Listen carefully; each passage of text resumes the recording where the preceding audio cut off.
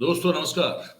और भी गुजरात और दस्तक दोनों पर आप सभी का बहुत बहुत स्वागत है।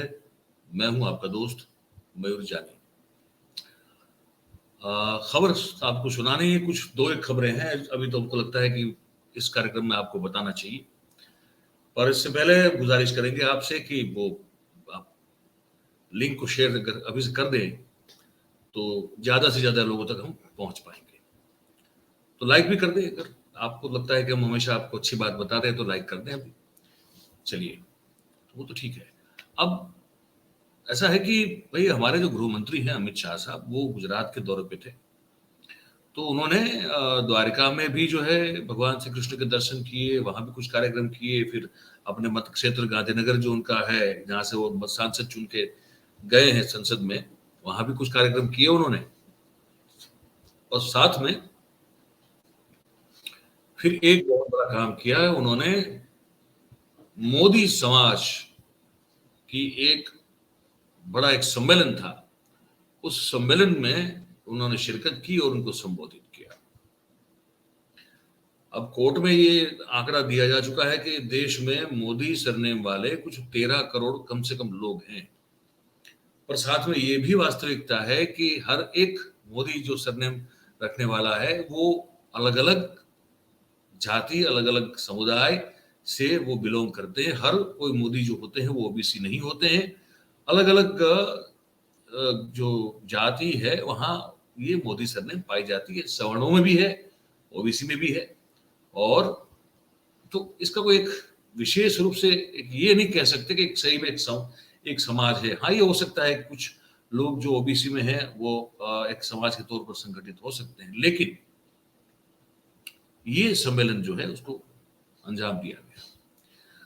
और अहमदाबाद का शाहीबाग का जो वो सरदार पटेल स्मारक धाम है, वहां पे बताया गया कि ये एक बड़ा सम्मेलन हुआ और अमित शाह साहब ने वहां पे संबोधित किया। और पूर्णेश मोदी जो कि विधायक भी हैं भारतीय जनता पार्टी के, और जिन्होंने जो मानहानि की, डिफेमेशन की एफआईआर सूरत में की थी, जिसके चलते राहुल गांधी की सांसदी भी गई और जो मकान था वो भी गया, और मामला अभी भी लटका हुआ है कोर्ट में।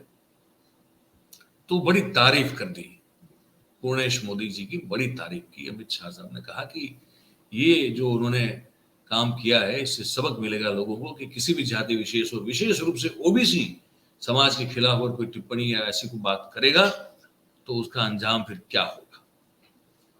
तो बड़ी फिर वाहवाही भी हुई, उनकी प्रशंसा भी हुई कि वाह, अमित भाई ने बहुत अच्छा बात बोल दिया। और फिर उन्होंने एक और तारीफ कर दी, जो नरेंद्र भाई हमारे जो प्रधानमंत्री है, उनके सबसे बड़े भाई हैं सोम भाई मोदी साहब। तो उन्होंने उनकी भी तारीफ की और कहा कि मोदी समाज को एकत्रित करने में, इकट्ठा करने में, संगठित करने में जो सोम भाई मोदी की जो एक बड़ी भूमिका है वो बहुत प्रशंसनीय है और बहुत ही काबिल तारीफ है। तो उनका भी बखान, उनकी भी प्रशंसा जो है अमित भाई ने कल कर दी। और फिर ओबीसी समाज को लेकर कहा कि बीजेपी जो है वो एकमात्र ऐसी पार्टी है, जितनी भी पार्टियां हैं देश में, जो कि ओबीसी समाज का बहुत ख्याल रखती है, बहुत सम्मान करती है और बड़ी केयर करती है उनके अधिकारों को लेकर, उनकी भावनाओं को लेकर। और यहाँ फिर उनको मौका मिलता है, जो पर डंडा लेके टूट पड़ते हैं, वैसे यहाँ भी कल टूट पड़े थे। तो कल भी उन्होंने कहा कि कांग्रेस ने सिर्फ जो है उनको छला है और उनके सिर्फ मत का उपयोग किया है, तुष्टिकरण की राजनीति की है ना, पोलराइजेशन की राजनीति की है। और सही केयर और सही चिंता और सही ध्यान जो है वो तो सिर्फ भारतीय जनता पार्टी है, जो कि ओबीसी समाज की रख रही है।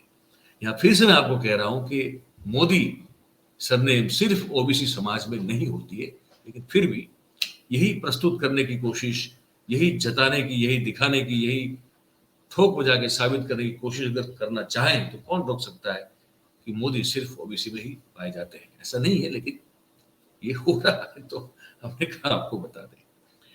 और ये एक खबर थी ये, मैंने कहा। और दूसरी खबर, अब क्योंकि किरण पटेल के बारे में कुछ और हम आपको ना बताएं तो ये कैसे हो सकता है, हालांकि हमको एक दिन दो दिन पहले बताना चाहिए था, पर क्योंकि हम रेस्ट कर रहे थे, काफी वीकनेस थी, बुखार उतर चुका था लेकिन वीकनेस थी, तो बात नहीं कर पा रहे थे, इसलिए हम थोड़ा लेट हो गए बताने में। लेकिन खबर ये है कि किरण पटेल और उनके जितने भी साथी हैं, उन सब का नाम भी बताऊंगा आपको, उन सबको अब ईडी ने बुक कर दिया है, उनके खिलाफ एक केस ठोक दिया है ईडी ने। जी बिल्कुल। और उसके चलते 12 ऐसी जगह है जहां पर ईडी के छापे पड़े हैं। अहमदाबाद भी है उसमें, महसाना भी है उसमें, मोरबी जो है वो भी है, और उसके अलावा भी कुछ और 9 जगह हैं। कुल मिला के 12 जगह हैं जहां पे ईडी ने छापे मारे हैं। और ईडी का जो एक वर्जन आया है वो ये है कि उन्होंने कहा है कि बहुत सेंसिटिव चीजें जो हैं, डॉक्यूमेंट्स वगैरह, अचल संपत्ति के कुछ ऐसे कागजात, और फिर कुछ ऐसे ऐसे डॉक्यूमेंट्स मिले हैं जो काफी काफी गंभीर किस्म के हैं, काफी सेंसिटिव हैं, और जिसको अभी हम डिस्क्लोज नहीं कर सकते। लेकिन ये जो रेड उन्होंने की है 12 जगह, ईडी के अफसरों का ये कहना है कि उसमें उनको बहुत कुछ ऐसी चीजें हाथ लगी है।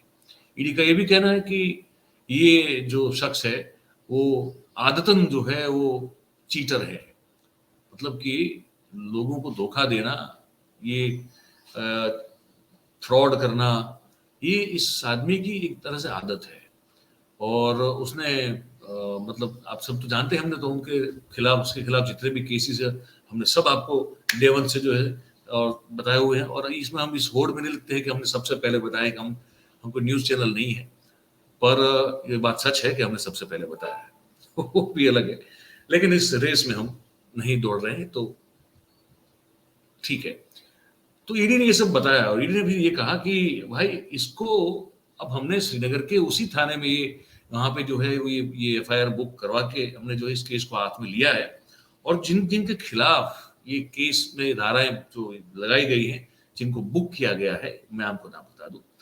एक तो ये है खुद किरण पटेल, उसके साथ साथ ये जय सीतापरा जो उनके साथ था होटल में, जो मैं कह रहा हूं कि जो हमको बताया जा रहा है वो यही है कि एक्स मुख्यमंत्री जो है आनंदीबेन, उनका एक उनके पीए हुआ करते थे, जो उनके बंगलों पे बैठा करते थे, ये उनका सुपुत्र ही हमको बताया जा रहा है। फिर वही अमित पंड्या जो कि इनके सुपुत्र थे, है ना, जो मुख्यमंत्री के पीआरओ के तौर पे काम करते थे, हितेश पंड्या, उनके सुपुत्र, जिनकी सीसीटीवी सर्वेलांस की बहुत बड़ी कंपनी हुआ करती थी, जिसको गुजरात सरकार ने बहुत सारे टेंडर दे के, काम दे के उनको नवाजा था। जो भारतीय जनता पार्टी के सोशल मीडिया का जो उनका सेल होता है, उनके बहुत एक सक्रिय मेंबर भी रहा करते थे, वो अमित पंड्या की बात कर रहा हूं। उनको भी ईडी ने बुक किया है। जय सीतापरा को भी ईडी ने बुक किया है। हार्दिक चंदाराणा करके एक शख्स जो है उसको भी बुक किया हुआ है, और विट्ठल भाई पटेल करके है उसको भी बुक किया हुआ है, और साथ में पीयूष वसिता नाम का एक व्यक्ति है, उसके खिलाफ भी ईडी ने केस जो है वो दर्ज किया हुआ है। और इंडियन पिनल कोड की, आईपीसी की, ये सब prevention of money laundering act के तहत भी ये पूरी जो बातचीत, पूरी जो फरियाद है उनके खिलाफ दर्ज हुई है। और ये देख के अब जो हमको जो लग रहा है बड़ा क्लियर कट, वो ये लग रहा है कि जो हमको पहले दिन से लग रहा है, तो वो मान्यता या हमारी जो सोच या समझ है वो बिल्कुल दृढ़ होती जा रही है कि ये लड़ाई, जैसे हम इस आज ही के दिन हम एक अगले पहले जो कार्यक्रम में हम कह चुके हैं कि 10,000 करोड़ के जमीन का जो घोटाला है, जो घपला है, वो जो बाहर निकला है, वो विजय रूपाणी की सरकार के दौर का है। और विजय रूपाणी की सरकार जब थी तो उस पर अमित भाई के बड़े चारों के चारों हाथ थे। अब ये जो हो रहा है पूरा मामला, ये चाहे ये किरण पटेल हो या अमित पंड्या हो या जय सीतापरा, इन सब के तार कहीं ना कहीं जुड़ रहे हैं आनंदीबेन की सरकार या उनके खेमे के को लेकर। तो वो भी एक लड़ाई है जो दो बड़े लोग जो हैं भाजपा के बीच में हमेशा चलती रहती है। उसका वो एक एग्जाम्पल है। ये भी जो है वो भी इसी का एग्जाम्पल है कि ये हो रहा है। तो अब इनको बुक कर दिया ईडी ने, तो आप समझ ही सकते हैं अब अमित पंड्या का भी इस मामले से निकलना अब मुश्किल है, जय सीतापरा का भी निकलना मुश्किल है। अब जैसे जैसे वहां से वार किए जाएंगे, वैसे वैसे इस तरह इस साइड से भी जो है वो जवाबी कार्रवाई की जाएगी। और जैसे हमने उस कार्यक्रम में कहा था, इसमें फिर से कह रहे हैं, बहुत सारे लोगों की बलि जो इसमें चढ़ सकती है। तो ये राजनीति है भाई, तो ये अगर यहाँ ना हो तो कहाँ होगा फिर?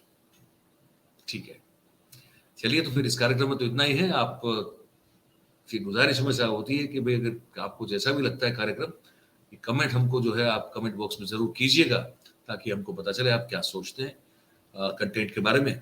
और फिर अच्छा लगता है तो लाइक, शेयर, सब्सक्राइब ज़रूर करें और करवाएं अपने आसपास के लोगों को, ताकि हम ज़्यादा से ज़्यादा लोगों तक पहुंच पाएं। आप सब हमारे साथ जुड़े, आप सबका बहुत बहुत धन्यवाद भाई। Thank you very much. नमस्कार।